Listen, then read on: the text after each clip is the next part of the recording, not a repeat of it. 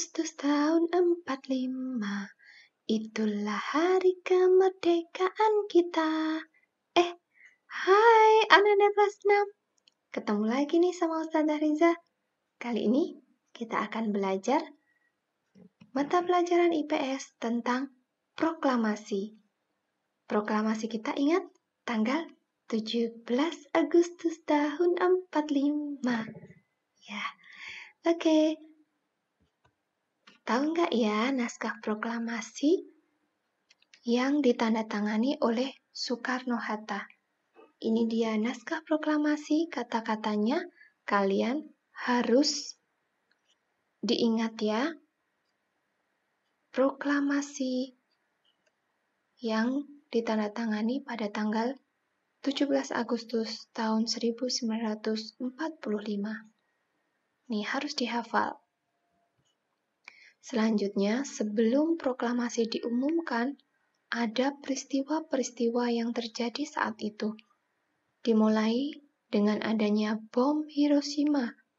Kemudian ada bom Nagasaki. Waktu itu, kota-kota di Jepang itu dibom, diserbu oleh tentara sekutu yang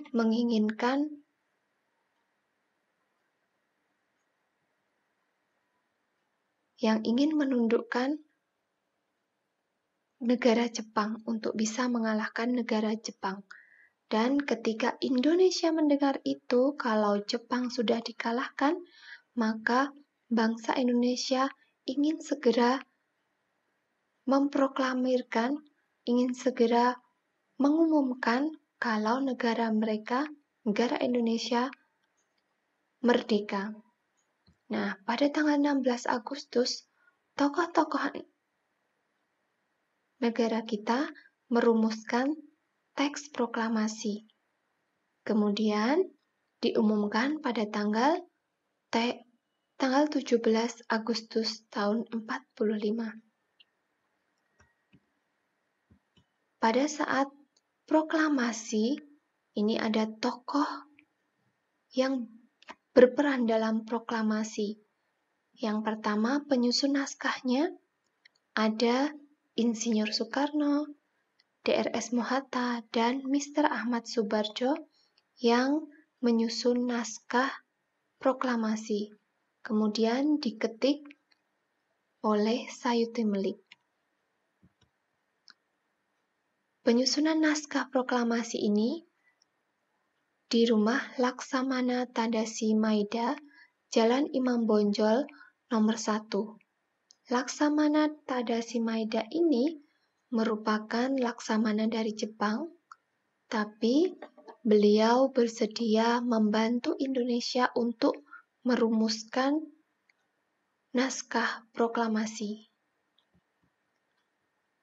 Nah, naskah proklamasi tersebut diumumkan pada tanggal 17 Agustus 45 pada pukul 10.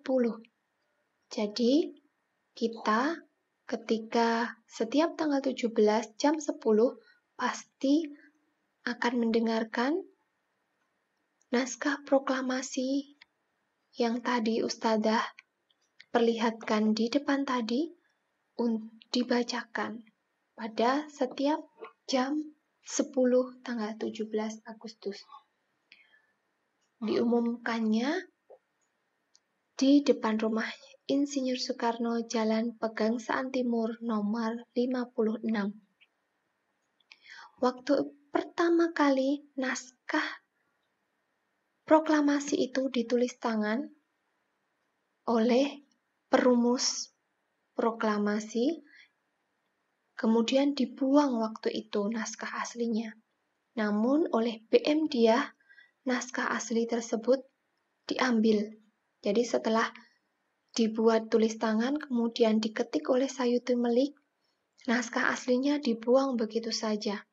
Tapi oleh BM Diah, dia ambil, kemudian dia simpan. Penyimpanan itu selama 46 tahun, 9 bulan, 19 hari.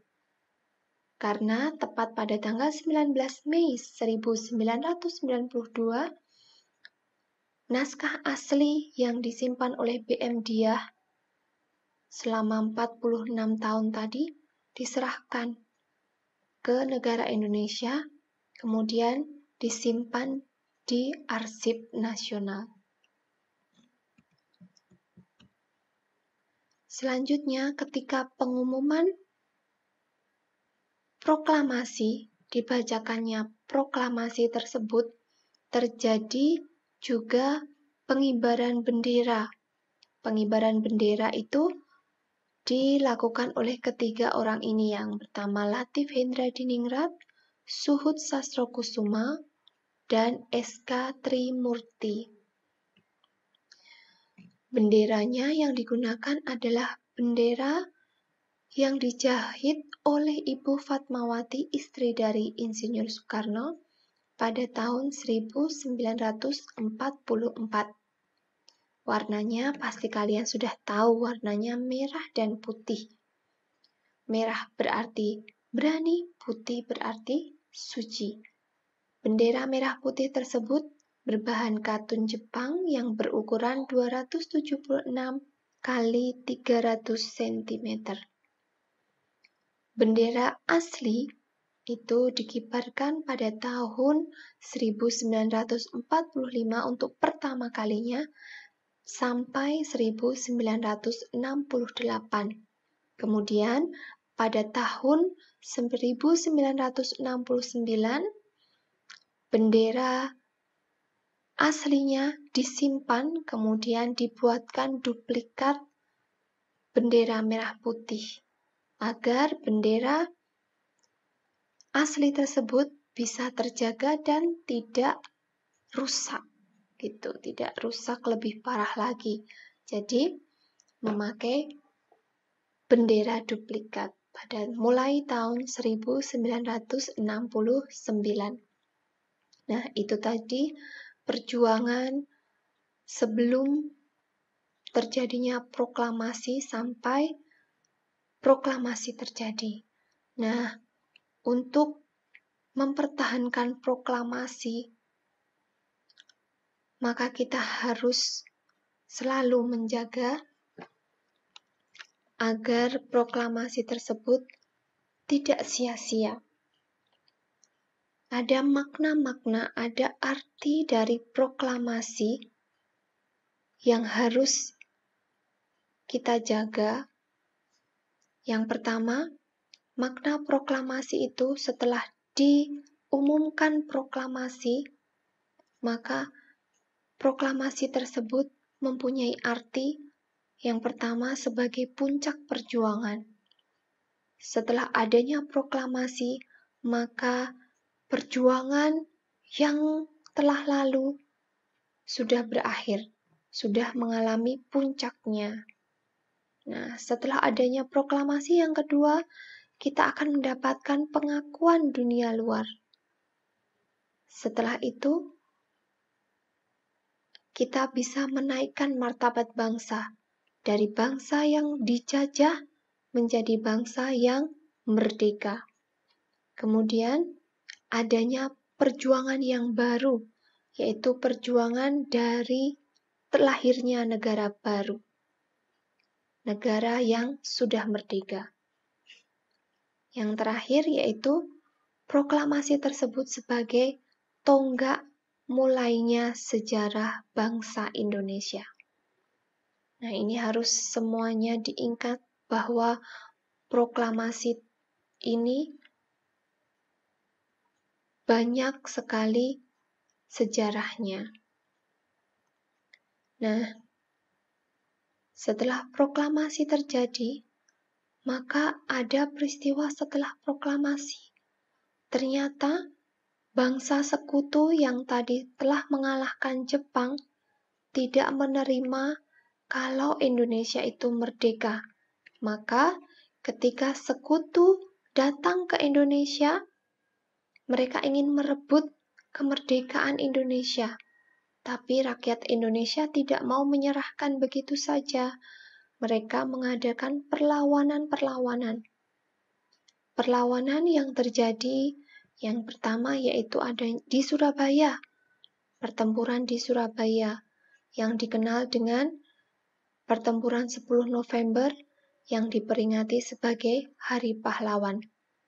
Ini dikenal dengan terbunuhnya pemimpin dari sekutu yaitu Brigjen Malabi terbunuh di situ. Kemudian ada juga perlawanan di Ambarawa, pertempuran Ambarawa yang terjadi pada tanggal 15 Desember tahun 45 dan diperingati sebagai Hari Jadi Angkatan Darat dan Hari Juang Kartika. Pada saat itu, pemimpin Indonesia yaitu Kolonel Sudirman dan menggunakan taktik gelar supit urang. Penyerangnya tentu saja sekutu, namun diboncengi, diikuti oleh Nika atau Belanda yang ingin ikut merebut bangsa Indonesia, menjajah bangsa Indonesia kembali. Perlawanan yang ketiga yaitu terjadi di Bandung, dikenal dengan Bandung Lautan Api pada tanggal 23 Maret tahun 46. Di sini, rakyat Bandung sengaja membakar kotanya, membakar rumahnya, agar tidak digunakan sebagai markas sekutu dan Nika atau Belanda. Tokoh Indonesia pada saat itu yang berperan yaitu Muhammad Toha dan Ramdan. Selain pertempuran-pertempuran tadi, Indonesia juga melakukan perundingan atau perjanjian-perjanjian. Namun, perjanjian-perjanjian tersebut itu selalu dilanggar oleh Belanda, oleh pasukan sekutu. Akhirnya terjadi lagi perlawanan yang dikenal dengan agresi militer 1 pada tanggal 21 Juli tahun 47, di mana Belanda melanggar perjanjian Linggarjati. Belanda menggempur Pulau Jawa dan Sumatera untuk kembali dijajah. Kemudian ada lagi agresi militer 2 tahun 48. Ini Belanda menyerang ibu kota negara. Saat itu ibu kotanya di Yogyakarta, bukan di Jakarta. Selain menyerang ibu kota Jogja, Belanda juga menangkap pemimpin RI, yaitu ada Soekarno, ada Hatta, ada Syahrir, ada Agus Salim. Kemudian ada tokoh Indonesia yang bernama Syarifuddin Prawiranegara membentuk pemerintahan darurat di Bukit Tinggi Sumatera atau dikenal dengan PDRI. Jadi ketika ibu kota Jogja direbut, tokoh Syarifuddin Prawiranegara mendirikan pemerintahan darurat di Bukit Tinggi. Kemudian di Yogyakarta sendiri, TNI bersama rakyat yang dipimpin oleh Jenderal Sudirman waktu itu mengadakan perlawanan. Mereka mengadakan taktik perang gerilya. Kemudian perang tersebut akhirnya dikenal dengan serangan umum 1 Maret. Ada tugunya di Jogja, serangan umum 1 Maret tahun 49. Ini peristiwa yang terjadi setelah proklamasi. Nah, tadi perundingan-perundingan yang terjadi, itu ada 4 perundingan. Yang pertama Linggarjati.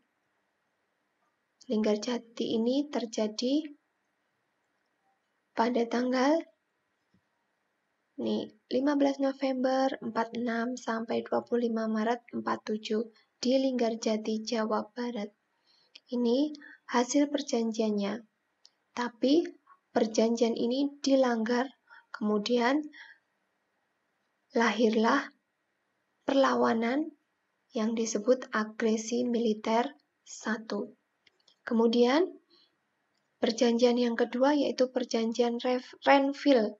Kenapa dinamakan Renville? Karena perjanjian ini terjadi ditandatangani di kapal perang Amerika yang berlabuh di Tanjung Priuk, Jakarta, namanya kapal Renville.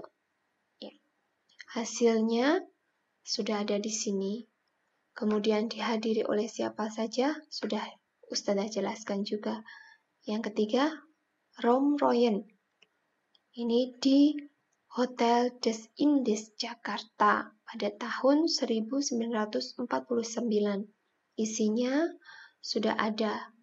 Kemudian kenapa dinamakan Romroyen? Karena perwakilannya dari Indonesia dipimpin oleh Muhammad Rom dan dari perwakilan dari Belanda itu diwakili oleh Herman van Rooyen. Jadi nama perundingannya jadi Romroyen. Kemudian yang keempat yaitu Konferensi Meja Bundar atau KMB di Belanda, Den Haag. Nah, di sini ada 5 hasilnya. Ya. Itu tadi perjanjian atau perundingan yang terjadi. Selanjutnya, setelah memproklamirkan kemerdekaan diakui oleh bangsa lain, maka yang terjadi adalah harus menata ekonomi di awal kemerdekaan. Ternyata susah sekali untuk mengatur ekonomi. Karena apa? Karena banyak perang, maka harga barang-barang menjadi mahal akibat adanya inflasi, adanya blokade oleh Belanda. Nah, upaya meningkatkan kesejahteraan rakyat Indonesia ini bagaimana? Banyak hal yang dilakukan. Yang pertama, dengan pinjaman nasional. Ini sudah ada penjelasannya. Kemudian ada yang kedua, dengan konferensi ekonomi. Yang ketiga, ada rencana Cassimo atau Cassimo Plan. Apa itu? Sudah ada dijelaskan di sini. Selanjutnya, ada pembentukan Badan Perancang Ekonomi. Dan yang terakhir, usahanya yaitu dengan Persatuan Tenaga Ekonomi. Ini usaha-usaha yang dilakukan untuk meningkatkan kesejahteraan rakyat Indonesia di bidang ekonominya. Nah, semuanya tadi sudah Ustazah jelaskan bagaimana proklamasi itu dibentuk, kemudian disusun, dibentuk, kemudian diumumkan, kemudian terjadi apa saja setelah proklamasi, dan bagaimana rakyat Indonesia itu bisa berdiri dengan ekonominya sendiri. Nah, kalian harus bisa menjaga semangat proklamasi itu. Ya, jaga kekompakan untuk memelihara makna proklamasi. Salam semangat, Dirgahayu Republik Indonesia ke-75. Merdeka!